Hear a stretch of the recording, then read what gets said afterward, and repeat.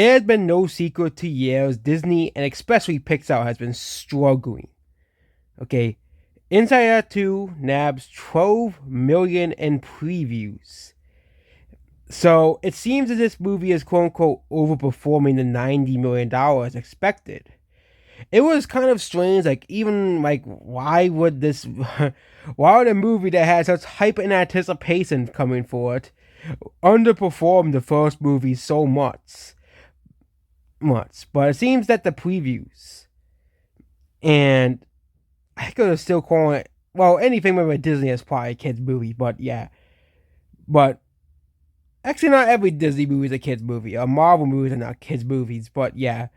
Which makes the mortality more impressive as the Thursday puts on into code up to 3 p.m. We do realize that a lot of older people are going to be seeing this movie because they have nostalgia for Pixar. As if these people would realize this. That a lot of older people are going to see this movie because they have nostalgia or they love Pixar. Kids are not the only audience for Pixar movies.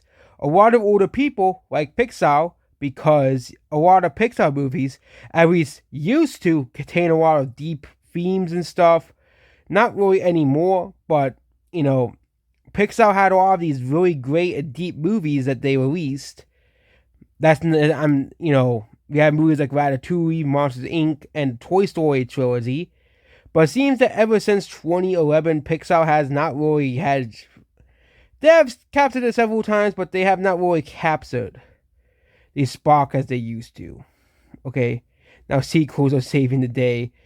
The box was insane that Missouri has been abandoning sequels and great original failure, you turning again as well. I think the problem is this, and I think we stated this, is I think Hollywood needs to understand there are sequels people want and sequels people don't want. Okay? No one wanted a fourth Matrix movie. You completed the Matrix storyline. But the difference is, like Pixar sequels or Bad Boys, you have not really ended the series. Okay? And last year, they quote unquote said sequelitis, but the problem is, a lot of the sequels didn't really do too well. But some of them did, like Spider-Verse 2 did really well. Spider-Verse 2 did very, very well at the box office, and they made a lot of money. Okay? But again, the problem is Hollywood continues to struggle with getting non-franchise movies off the board. Look at The Fall Guy. Look at If. Look at Silencers. Those movies continue to struggle. But you Planet of the Apes did as well as the franchise as other films in the franchise. Or it's the last film in the franchise, not other films. I would say the last movie, War of the Planet of the Apes. At least domestically. Internationally, the movie needs to pick up a little, but then we also have Kung Fu Panda 4, which did so well that it beat anyone's expectations. Godzilla beat everybody's expectations. Dune, well, some people expected that movie to make $1 billion. I really, really don't understand what went through their mind. They really thought Dune would be, this $1 billion grossing movie. It did not, okay? Dune still made a lot of money, obviously, but it did not make $1 billion like these, people were expecting. Hey, they were probably make a third movie anyways, based off the second novel in the Dune series. So yeah. Yeah, so it's a crazy thing that, intellectual property is the most addictive, seductive use drug it is compared to IV crack. Yeah, but it's pretty funny that, that is probably why they're making a sequel to Wonka. That's because that movie was very successful. Hollywood wants to continue to do what works, which obviously is stuff that makes money. Okay, we're gonna be getting more Godzilla movies and Kung Fu Panda movies, definitely. We'll be getting more Dude movies because that movie made a lot of money, and we're going to probably be getting a sequel to the Garfield movie as well, more than likely. We will probably be getting any sequels to movies like Civil War or Challengers or not Bad Guys, The Fall Guy. Definitely If is definitely not getting a sequel. Okay, but Inside Out, and of course, we're not probably getting any Mad Max movies anytime soon. We might get one on streaming, but Mad Max is not Star Wars. It's not this massive IP that people make it out to be. Okay, Mad Max Fury Road also lost money.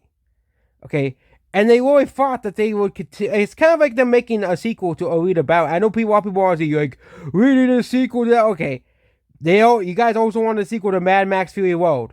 Well, they gave us a prequel and no one went to go see it. Okay, you can't ask for a movie if there's not an audience for it. Something like Mad Max or Alita is for a niche group of people. They'll go see it, but the normies will not.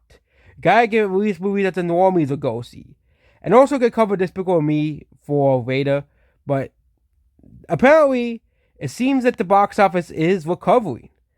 Last week, Bad Boys overperformed the awful numbers that the movie was supposed to perform.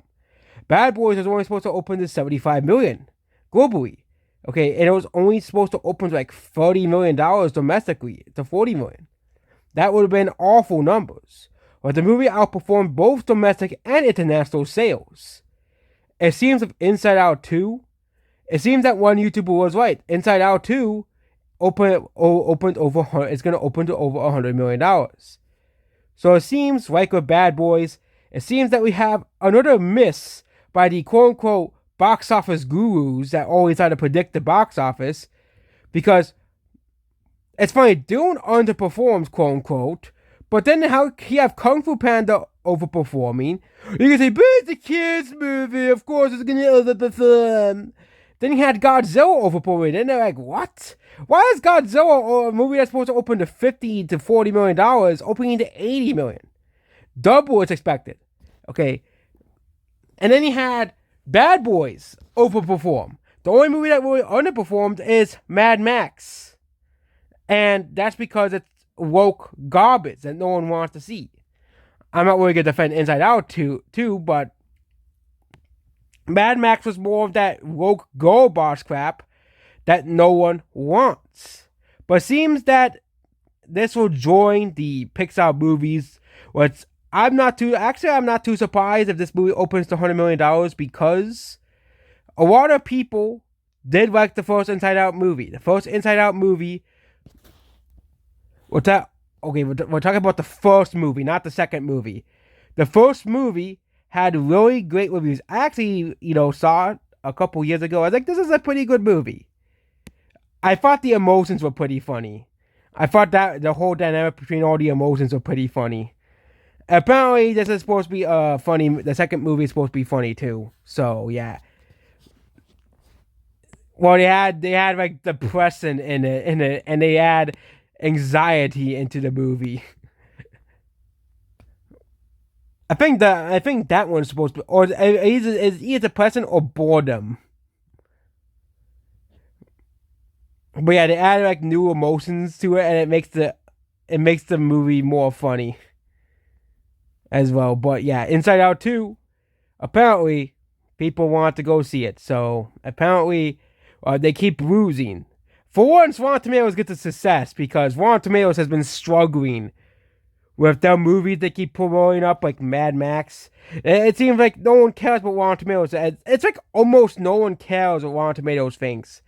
But it seems that this movie will probably be amongst the highest grossing movies of the year, which isn't a very high bar to go over, as number one, number two movies as Dune 2 and Godzilla. It's not, and Kung Fu Panda, like, it's number 3.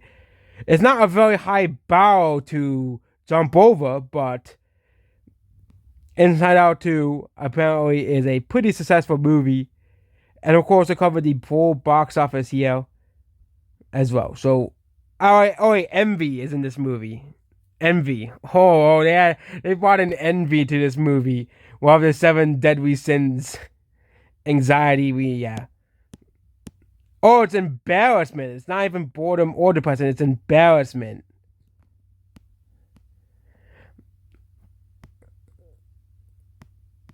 I thought they would actually bring in. I thought they would actually bring in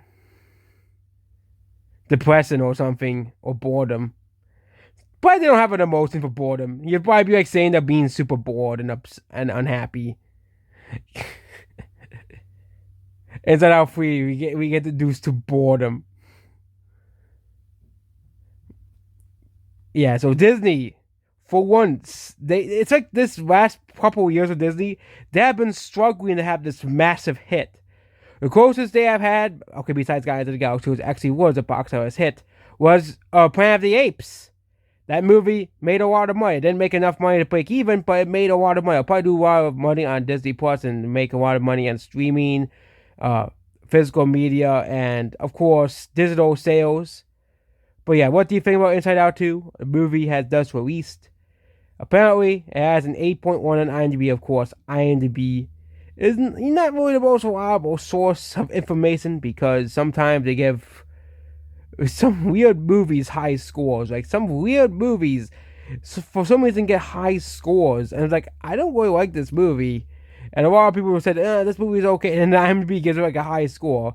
Or they'll give movies that make a lot of money, like very high, very low scores, like Godzilla. So yeah. But IMDb is definitely much more trustworthy than Rotten Tomatoes. Definitely. Rotten Tomatoes is a very untrustworthy source. If you really go watch, I bet there's probably still around 2 to 3% of people who really still trust what Rotten Tomatoes says. Like, even the audience score, like, you can't trust the audience score on Rotten Tomatoes because Rotten Tomatoes, well, guess what? It's bought and paid for by Rotten Tomatoes because Rotten Tomatoes sucks. And that's about this video here. Goodbye.